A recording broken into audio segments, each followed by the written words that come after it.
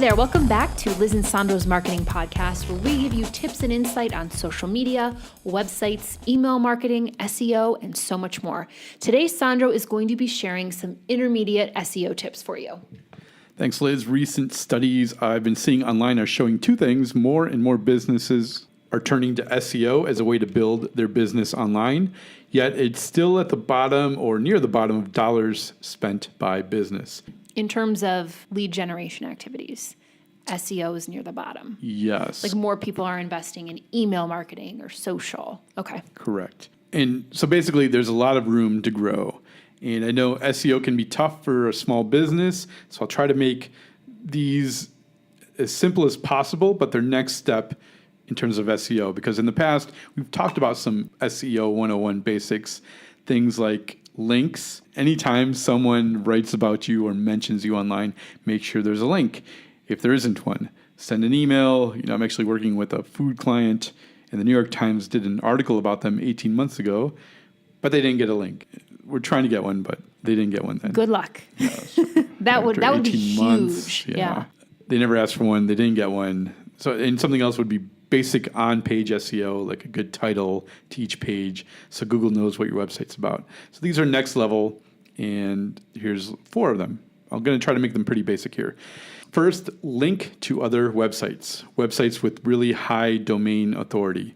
I'm not sure why this works, to be honest, but there is a correlation showing that if you start linking out to, say, an article in the New York Times from your website or to the Washington Post or the Wall Street Journal, you generally rank higher. So if you're a mechanic, you may have a page on how long tires should last, maybe link to an article with high authority.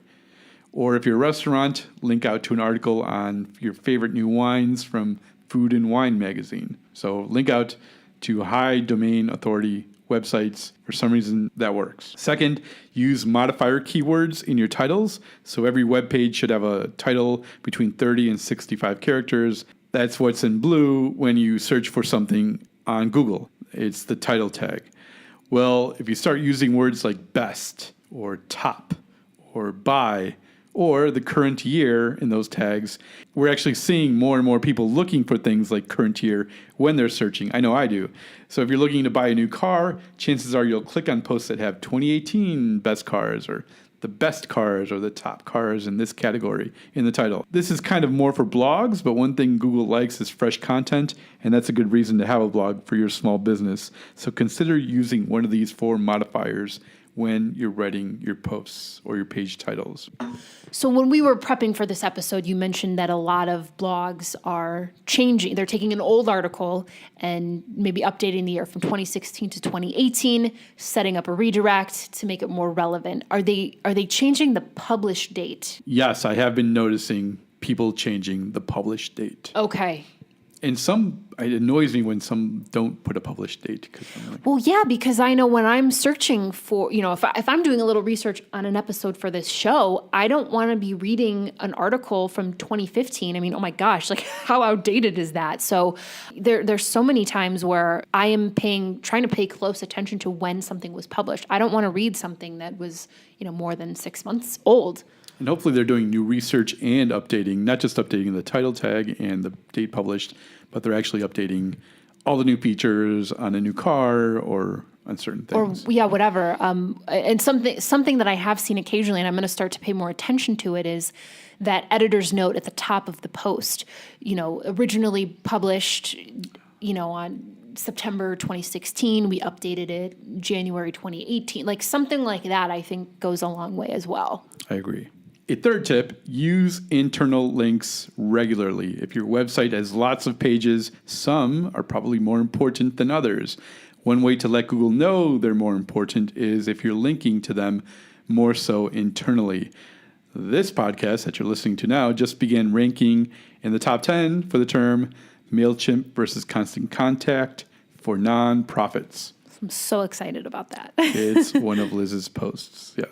It's an episode Liz did a couple of months ago. Well, as soon as I saw we were ranking in the top 10, I went through our entire website, and any reference to MailChimp or Constant Contact, I made a link, an internal link back to that post that is ranking so well to let Google know it's important and we want to continue to go up and rank for it. So use internal links as often as you can. And strategically. Right. And, don't just say, oh, I'll link to this page this time. And be very focused on your internal link building strategy, because I know that's important. Yeah, and I don't pay for Yoast for any of our clients, but I know that's something in the paid version. The free version of Yoast is fantastic, so you don't really have to pay for it. But the paid version, they do help you do internal linking. That's one of the options.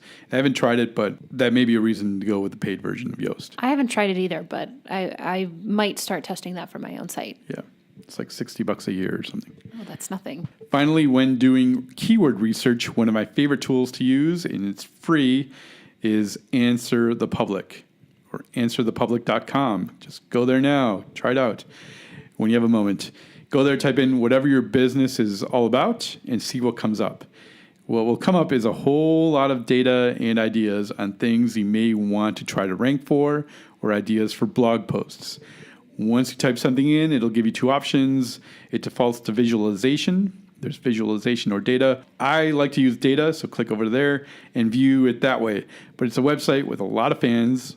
I think once you check it out, you'll see why. It'll give you a lot of great ideas. And like I said, it's completely free. There is a paid version, and it just works faster. The free version, you'll notice, is throttled. Like once you click enter, it'll take maybe 10 seconds to get you your answers. But that's perfectly fine.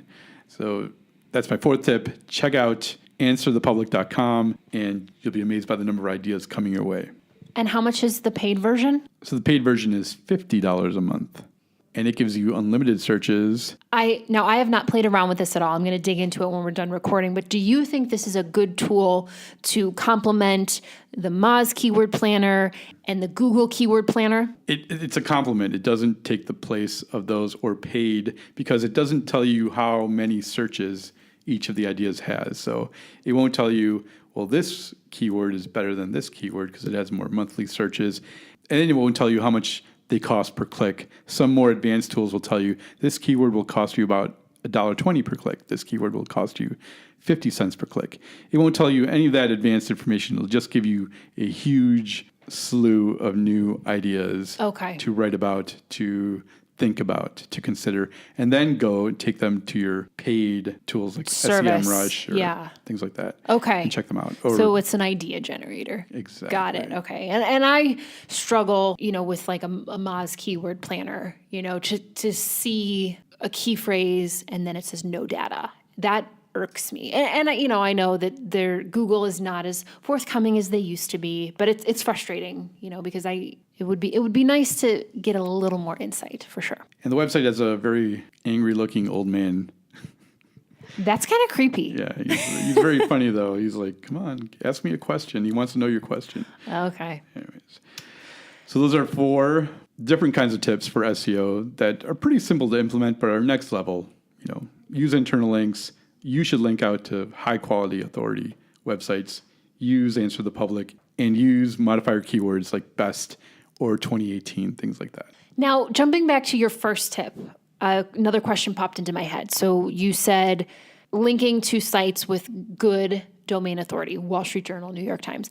Should we pay attention to the page in the article itself, or is it more the fact that it's in general like a Wall Street Journal article?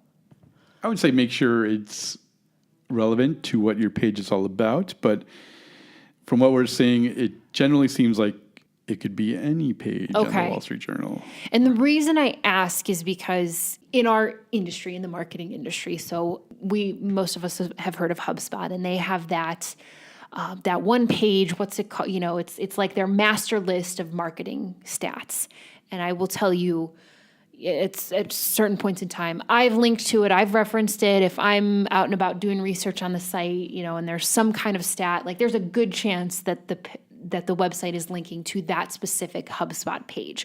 So yeah, I was just curious if it's a specific page or a specific article that has got a lot of good credibility, or if that doesn't matter. And it sounds like it maybe doesn't really matter. I'm sure there are websites with low domain authority but high page authority. There's one page on there that everybody goes to for that one statistic or topic. I think that would be great too. I'm Okay. sure Google notices there's 30,000 links to this one page and no other page on the website gets any links. So Google knows this is an important page. If you're linking to it too, I think that would help. Just, consider more outbound links to high authority pages and websites. So, Okay. and for some reason that works. We're not quite sure, but there is a correlation there. Good to know. All right. Well, thank you for these tips. Super helpful. And thank you for listening. Don't forget to subscribe on your favorite podcast app. You can find us on iTunes and Google Podcast. You can also find us on Instagram, Twitter, and Facebook. If you have questions, send us an email. We'd love to hear from you, and we will definitely give you a shout out in the show. Thanks so much, and we'll see you next time.